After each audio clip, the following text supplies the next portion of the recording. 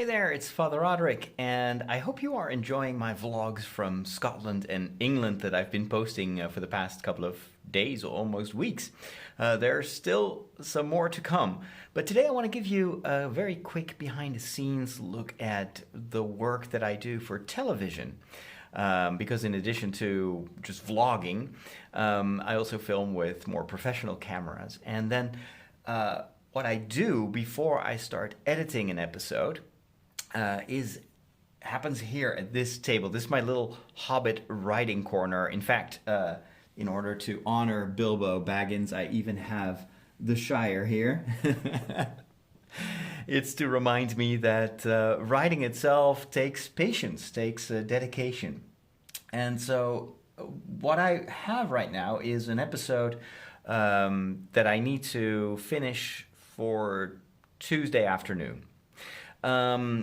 It's going to be based on material that I filmed with the phone that I'm currently holding in my hand. So it was the first time I took my Zenfone 6 over on vacation, and I filmed originally just to keep some memories of the trip. But as the vacation progressed, I started to think, this is so cool. All the places that I visit and the footage came out so well. Maybe I can turn this into a more coherent narrative. The thing is, most of the footage was not shot with, a television episode in mind. So what I'm currently doing is I'm writing a script for the TV episode. I'm watching all the material that I have here on my iPad, so I can just move back and forth. I've got some material in English. I've also got a lot of stuff that I just filmed, like this video here, that is just without commentary. Because I was actually originally just planning on vlogging. But of course for television, and for Dutch television, it's not acceptable that I speak English to the camera. But fortunately, I also have a lot of this more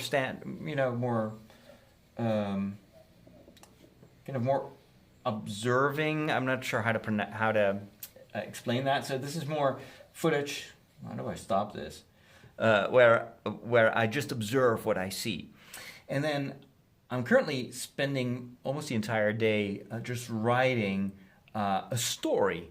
And the best way to approach this, I noticed, is to start with my own fascination with Ireland, and kind of well, part of my fascination is that this is such a deeply religious culture. Even now with secularization, of course, also impacting Ireland, there are still very, very strong religious roots. And in order to explain that, I go back all the way to the Neolithic period. We visit some of these funeral monuments that were built 4,500 years before Christ. Because that's kind of the bedrock on which later on the missionaries and the monks could build. And they transformed and integrated a lot of the existing religious practices and rituals into, let's say, a Christian narrative and a Christian perspective. A little bit similar or akin to the process that I'm currently in the midst of, which is to take kind of seemingly random footage and creating a narrative so that the images get more sense, make more sense, tell a story that hopefully can teach something to, well, first of all to me, to myself, and then also to the viewer. It is a fascinating creative process, and this will save me hours, if not days, of time in the editing process, because editing is actually the part of the process of television making that I dislike the most, because it's just putting the images together. And oftentimes, if I didn't have a good plan to start with, editing is extremely laborious, because you try out stuff and then halfway you think, well, this is not really working as a story.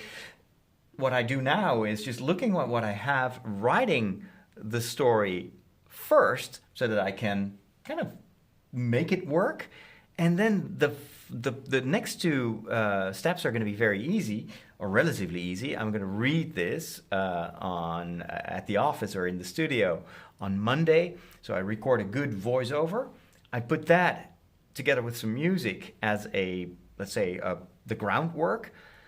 And then I need to fine tune it, of course, with all the images. And I need to do color correction, all the technical stuff, and making sure that I have enough images also to fill in the story that I'm narrating. But I think in the end, this is probably going to be the best way to approach a project for which I didn't have a plan to begin with. But it's later on that you start to create this coherent thing. Good news for you is that I did film a lot of English stuff. So if you look here, for instance, I'm talking to the camera, probably in English. Let me see if that works. Oh, it's loading.